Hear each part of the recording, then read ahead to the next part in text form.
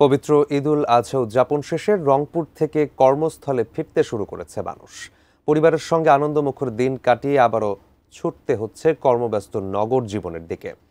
এই বিষয়ে রংপুর কামাপাড়া বাসস্ট্যান্ড থেকে বিস্তারিত জানাবেন প্রতিনিধি শাহরিয়ার মিম। তার সাথে সরাসরি যুক্ত হচ্ছে আমরা।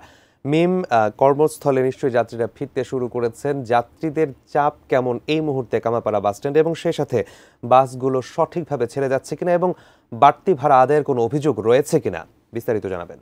আপনাকে ধন্যবাদ। এই মুহূর্তে রয়েছি রংপুর নগরীর যে সবথেকে ব্যস্ততম যে টার্মিনাল অর্থাৎ কামারপাড়া বাস স্ট্যান্ডে। আপনাদেরকে জানিয়ে রাখি, সকাল 8টা থেকে আমরা দেখতে পাচ্ছি যে এখানে কিন্তু নারীত্রাণে ছেড়ে আসা যে মানুষগুলো তারা এই নগরে এসেছিলেন, অর্থাৎ রংপুর জেলায় যারা এসেছিলেন তারা কিন্তু এখন তাদের কর্মস্থলে ফিরে যাচ্ছেন। আমরা সকাল থেকে গাড়িগুলোকে দেখতে পাচ্ছি, সকাল 7টা, 8টা, 9টা এই গাড়িগুলো কিন্তু এখন ছেড়ে যাচ্ছেন।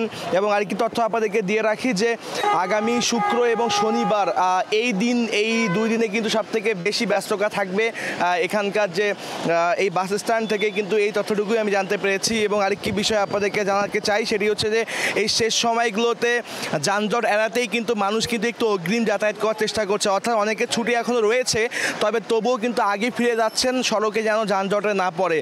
যদিও এবার আসার সময় এই অঞ্চলের মানুষকে 12 থেকে 24 ঘন্টাও যানজটে থাকতে হয়েছে, এখানকার যারা যাত্রীরা রয়েছেন তারা কিন্তু এই সকল অভিযোগ করেছেন। এবং সেই সাথে আরেকটি তথ্য আপনাদেরকে জানিয়ে রাখতে চাই যে রংপুরের যে কামারপাড়া বাস স্ট্যান্ড রয়েছে, এখানকার যারা যাত্রীরা রয়েছেন তারা যেসব কথা বলেছিলেন যে এই শেষ মুহূর্তে টিকিটের যে ক্রাইসিস, অর্থাৎ কাউন্টারে গেলে বলে টিকিট নেই, তবে কাউন্টারের বাইরে থেকে 1200 টাকার টিকিট 2400 টাকা কিংবা 2800 টাকা অতিরিক্ত দাম দিয়ে কেনা হয়েছে। যদিও সেনাবাহিনীর পক্ষ থেকে কিন্তু এখানে অভিযান চালানো হয়েছিল, সতর্ক করা হয়েছিল, এবং অন্যান্য আইন শৃঙ্খলা বাহিনীর সদস্যরাও কিন্তু এই সকল বিষয়ে কিন্তু তারা দেখার চেষ্টা করেছিল, তবুও কিন্তু খুব বেশি লাভ হয়নি। এখানকার যাত্রীরা কিন্তু এইসব কথা আমাদেরকে কিন্তু বলছেন।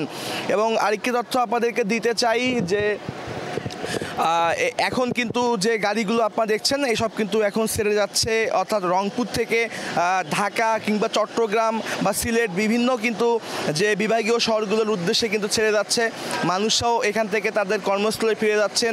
দীর্ঘ প্রায় এক সপ্তাহ নিজের পরিবারের সাথে ঈদের আনন্দ শেষ করে তারা কিন্তু মলিন মুখ নিয়েই কিন্তু ফিরতে হচ্ছে, কেননা নারীর ট্রেনে যারা বাড়ি ফিরেছিলেন অনেক কষ্ট করে এই সড়কে যানজট পেরিয়ে কিন্তু এসেছিলেন, তবে এই ছুটি আসলে শেষ হয়ে গিয়েছে।